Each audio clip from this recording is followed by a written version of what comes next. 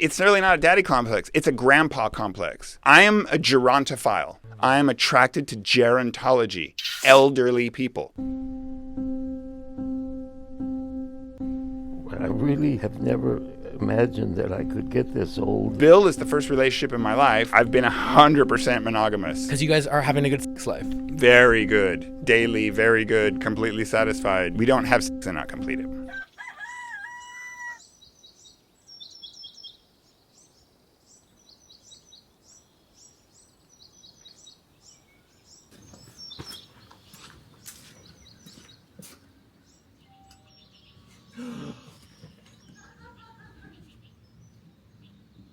Oh my god, you look so cute! I love your outfit! Little blue rocker. Yes, Hello, my dear. Backpack off. I know. I gotta take this off so I can hug you. I know, I'm sorry. Is that gonna slip it in? Yes, slip it in me, It's so funny. Sorry. Indoor roller coaster. Yes, I know. Fun. Nice My to meet little you. man. Good Look at morning. that. I'm not an 8-year-old gay boy. I love it. I'm Matt. Nice to meet you. How you doing this morning? Well, I'm struggling a little bit, but it's not bad. Evan is very supportive. I mean, you said 98, right? You are doing pretty damn good. Oh my gosh. I shouldn't be alive. Matt Cullen's in our home. I know, I'm so happy to be Oh, it's so much fun. Oh, I just adore you. I feel like I know you for like all these years.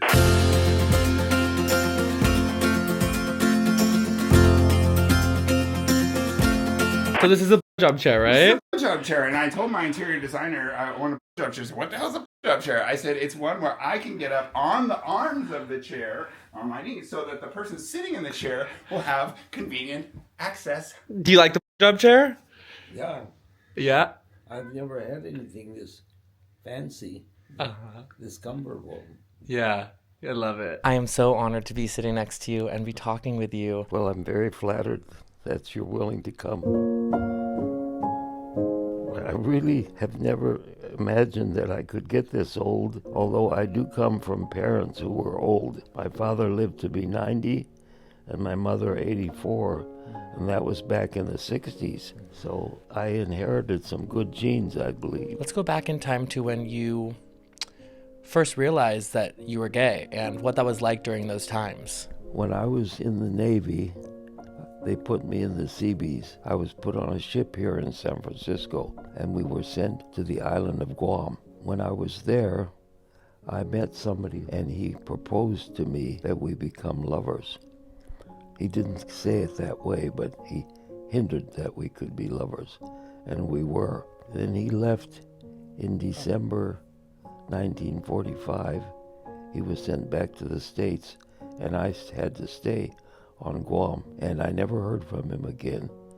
So I figured, what's the use of being gay when your lover leaves you? I thought being gay is not a way of life that I can handle. I went through this conversion therapy. At the end, I had to get up in front of about 50 or 60 doctors and nurses at the hospital to say, I feel like I've been cured. I've overcome my difficulties. So then you say you're converted and you're gonna live as a straight person, and you meet your soon-to-be wife. Yeah, I eventually my wife asked me to marry her, and I thought, she's a sweet lady. We'll be happy together, and we had 53 years. When she proposed to you or she wanted to get married to you, in the back of your head, were you thinking, this is not how I genuinely feel? I didn't feel like that. I was convinced that I had become a straight person. One time she made a remark to me, I think you're in love with so-and-so, a friend of mine. And I think I was strongly attracted to him, but we never did anything. I want to see this picture of is that your late husband, you said? Yeah. I just put this up the other day. I want to reorganize, get this little. I just want a little. I kind of crammed it in, but this was on. Oh my We used to gosh. go to Hawaii. You look so different. The minute you told me your story and your relationship with Bill, it just fascinated me. And also because I know you have a history of dating older men. And at what age did you realize I'm attracted to much older men? I guess 4. But I didn't, as a 4-year-old, I didn't know what to call it. My dad left when I was 4. So obviously there were rocky relations in the house from 0 to age 4. And the irony was my parents were so loving and affectionate with me. There was a lot of affection and warmth and love there. And then my dad left. So it's like, wow, the abandonment, you know? My mom started dating right away. She's like, he's already been cheating on me. And I was like, I need to get in the game. So she's the first guy she ever dated, Don Cope. I remember his name. I was 4 years old, and she didn't even date him that long. The doorbell would ring, and of course, I'd go answer. And now I knew this guy was excited. Like, our man's here. So I would go open the door, and I just remember I would just wrap her. And of course, I'm 4-year-old height, so I'm probably like at his waist. And I just hugged him. And how that must have felt, like to just have this kid adore you, you know, in a sweet way. There was nothing suspicious or weird about it. Obviously, there was a gay element to me. There was some innate attraction to men, but then it getting diverted to old men only, like men over 70, 80 only. But that's been since I was 4 years old. What is this room? Neon sign. This is my home studio. Wow. The Blue Rockers studio. Obsessed. The drums and the bass and the guitars and sing and I record and I engineer and I produce and all that. Once upon a time, money drove the chimpanzees mad. Amazing. How fun. How? I was going to City College of San Francisco and I started screwing all the staff. I was really working on one administrator. I'd be in his office every afternoon. We finally got together, like got a hotel room. He lived way down in Boulder Creek. We got a hotel room and I'm not Castro, but Polk and Ellis. It didn't go well. It just didn't kind of work. There was something he couldn't fully participate. And so that just, okay, well, this isn't going anywhere. And I waited a lot. I paid my dues for that one to not pay off. I sat in his office day after day after day, and only to have nothing happen in the hotel. I was kind of over it. I'm 18. So I go like 2 doors down to the next office. And I end up moving in with that guy. And how old was he? He was adorable. I was 18. He was 64. Cabbage and chard and ishota and fig trees. And this is red Okinawan spinach. Best spinach. Really? One for the cameraman. I want to try one too. Yes, exactly. It's so good. It's just clean tasting. Fresh. There is a mosquito about to bite your face. They're out here like crazy. Okay. Oh, you totally. Okay, good. Ran from you. Okay, good. After she died and I started my grief therapy, it all came back to me that I wasn't really straight. And then she gave me some advice. I said, shouldn't I be seeing a gay therapist instead of this lady? And she said, well, I'll consult with a gay therapist and come back to you, which she did. And the therapist told her, tell Bill that he's bisexual, which I don't think is true. He should go on Silver Daddies and try to find a partner that way. And I did, date some gay men, but I actually was a very good investor considering the size of my portfolio. I was very well off financially, and I was handing out money to some of these men that I dated. Yeah, I was going to bring that up too. You know, as an older man, when you date younger men, you have to be careful that they're not using you for your money. And some of them were, yeah. What were some signs that you would get that, they don't have the right intentions for this? I think it was all very subtle. It didn't seem like it at first, but then, you know, when you go out for a meal or whatever, they expect you to pay for it. They didn't rob me of a lot of money, but I did spend a lot more on them than I did with my wife, I think. Evan, you went on Silver Daddies because obviously that's what you're into, so you're looking for older men, right? I was on Silver Daddies for like 20 years. Had a profile on there, yeah. There are about 300,000 people on the site. Wow. And so, I don't know what the demographic split is, but there are tons of old guys on there. Tons that have been there forever. That they've seen for 20 years. Tons that their age never goes up. Year after year, they're on there and their age stays the same. It's been 72 forever. Do you remember when you first came across Bill's profile? No, because I didn't. He found me. This is what's so crazy. So My profile had been on there for years. My desired age range, you said a range of what you want. Mine was 70 to 90. I just generally, once in a while, there'll be an old-looking 68-year-old that I might be attracted to, but generally if they're under 70, I just won't be attracted. And over 90, okay, I might think you're hot, but I'm not going to start something with someone already over 90. I mean, didn't really want that as an option. So he comes along. He was 91. He writes to, I get this message from a 91-year-old. Number one, nobody writes me on Silver Daddies. Nobody writes me. They wait for you to make the first move. It just is the way. People don't approach me. I cannot express enough how many married men, supposedly straight, whatever, are on Silver Daddies. It seems like every other profile of an old guy, way more than not. You know, of the guys who are like, I'm old, I'm gay, I'm out, whatever, tiny percentage. I'm gay, I'm married, I'm in the closet, but I want to suck your 80%. That kind of makes sense because it kind of goes back to what Bill was saying about how, during those times, it was hard to be gay. No matter how much you knew you were gay, you couldn't express it. You couldn't live it. So a lot of them still have that repressed energy about being gay. And so countless ones are cheating on their wives. I've been with more married men. It's kind of sad, that they will not have lived. That makes me so happy for Bill that he has had this time, to live authentically for himself. And there are going to be a lot of men that didn't get that opportunity. What were some qualities or some moments that made you realize this guy's different and he actually genuinely loves me for me? When I saw him walk towards me, I was just overwhelmed with his male beauty.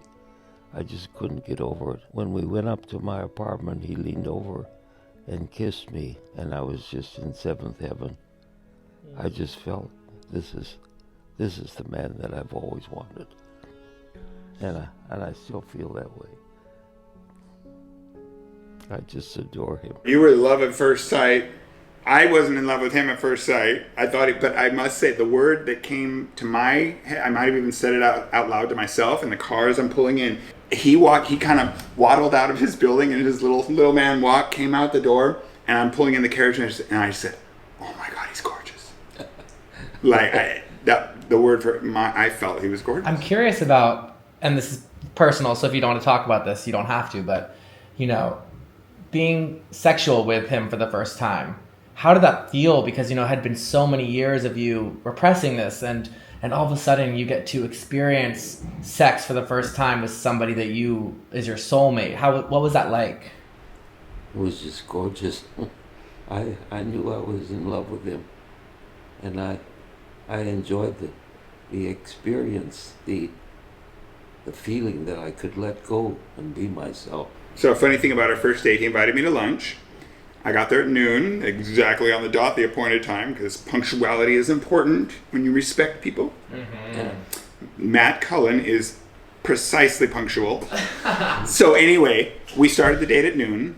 We went to lunch. He was the wise one, because when I kissed him, I didn't need to go to lunch. I was going to stay. Mm-hmm. But he said, well, let's hurry up and go to lunch so we can come back. He was kind of being responsible. And I thought, honor the elder, be responsible. Yes, we came here to go to lunch. Let's go to lunch. Okay.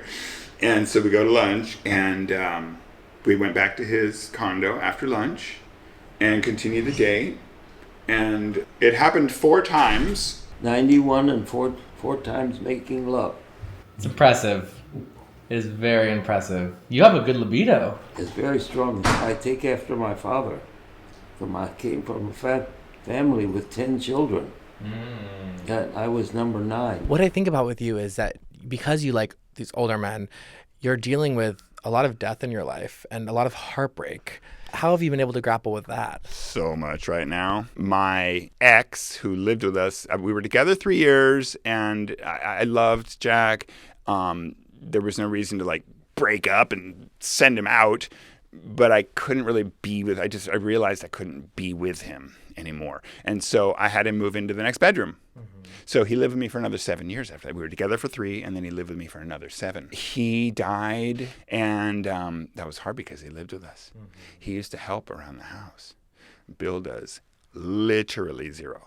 Mm-hmm. I literally clear his plates from the table. I do absolutely everything for him, which is cool, and I love it. And I'm a people pleaser. I'm also a server. My favorite job I've ever had is waiting tables. I love taking care of people. But with Jack would help. Jack had his little chores that he did. He wanted to participate and contribute and do his share.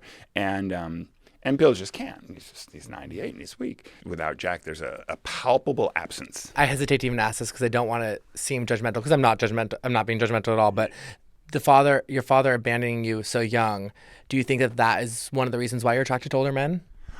Well, I'm sure you get that a lot. It's like, sure, daddy complex, but it's really not a daddy complex. It's a grandpa complex. Okay, I am a gerontophile. It's a little known, I guess, sexual preference, whatever you want to. Preference is a word that indicates if I had a choice of three, I'd prefer to go with that one, rather than ooh, I want that. That's just a direct attraction, right? And so I'm attracted. I'm a gerontophile. I'm attracted to gerontology, elderly people. I'm also attracted to women. I'm pretty much bisexual, but I've always lived my life living with a male lover. So I've always lived a gay lifestyle, but I've most often had a girlfriend on the side. Again, 70, 80 years old. I had one who died a couple years ago, and another one was kind of a false start. She picked me up at yoga, and I was into her, and we had a cool thing going for a while, and she just kind of freaked out and couldn't handle it and just went goofy. She couldn't handle it. do you have a girlfriend right now? No, she was the last one that I kind of tried to get something going with. That's so interesting to me. There's one funny aspect. I mean, I don't know how deep to go into it, and deep is the word. No pun intended, but it is there. But she couldn't take it. Like, I was too big for her. Oh.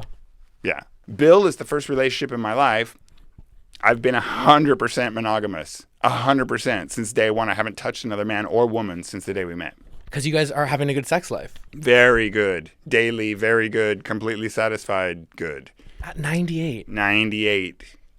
Goals. He can ejaculate every day.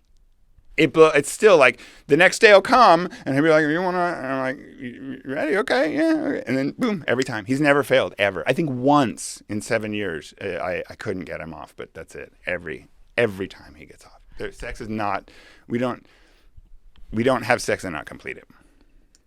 Wow. It's pretty mind blowing. You drink it like a shot, or you sip it? Okay. Yeah, it's a juice. The color's so freaking beautiful. I love ginger too. There's ginger in this, you said? Unfortunately, it's only a tiny bit. First, I made some apple juice, and I drank a little of that, and I put a bunch of ginger, and I drank a little bit, and then I kind of left the rest to be part of this. I didn't put more ginger in it, so you'll barely taste anything. It's good.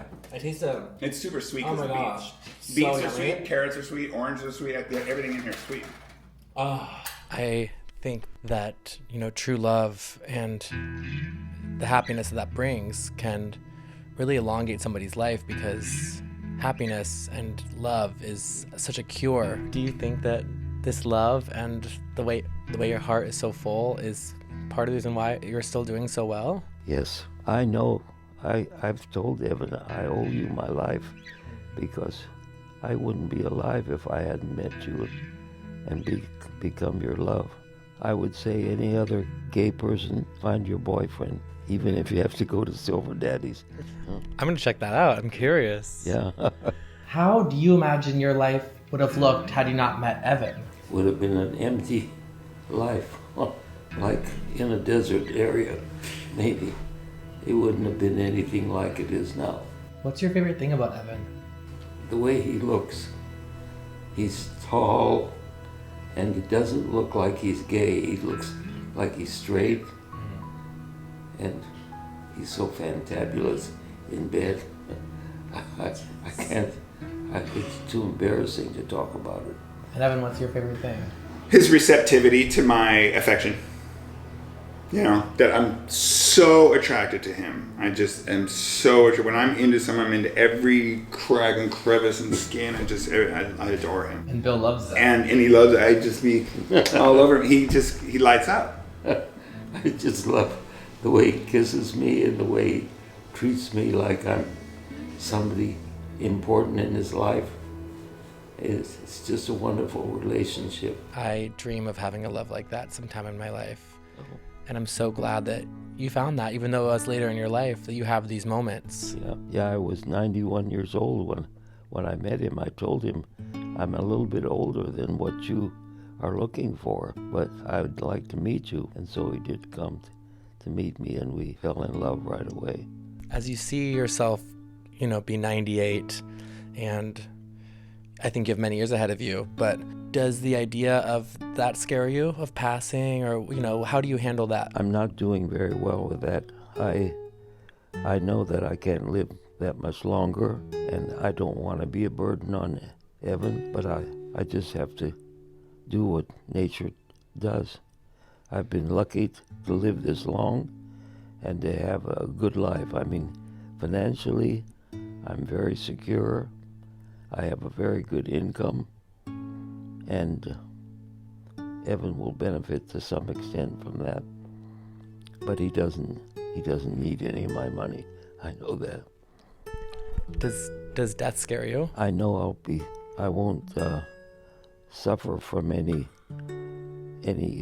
problems. I've been told that my kidneys barely function, so I won't have to suffer anymore once I'm gone. But the idea of being away from Evan is very scary to me. But you won't be away from him, I believe that, you'll be a part of him, just in a different form. Yeah. I know he'll remember me. I'm just what they call e pluribus unum, one of many. I'm his number 6 lover, I think, and he'll find another one when I'm gone. How does that make you feel, to think of him finding another person? No, I respect him for that. He's a very loving person, and he's been good to me, and I don't regret whatever happens after me. This has been so beautiful. Thank you so much for opening up and sharing your story. It's very moving and just really fascinating, so I really appreciate you. Well, thank you. It's been nice meeting you, Matt, and I guess we'll see each other on YouTube. And maybe next year I come back and do an update with you both and see what's going on with you. I know the audience is going to fall in love with you. You're very charming, and I can't wait to read all the positive comments about you. Okay. That will affect me a lot if people approve of my life story. Okay. Thank you so much. Oh, you're so cool. Thanks for coming. It was so nice to meet you. Yeah, so much fun. It was amazing. Well, you're welcome anytime. You know where we are. Yeah. We're our little food forest in the woods, 2 minutes from the freeway. I'll be back. Thank you so much. All right. Have a good day, okay? Wow.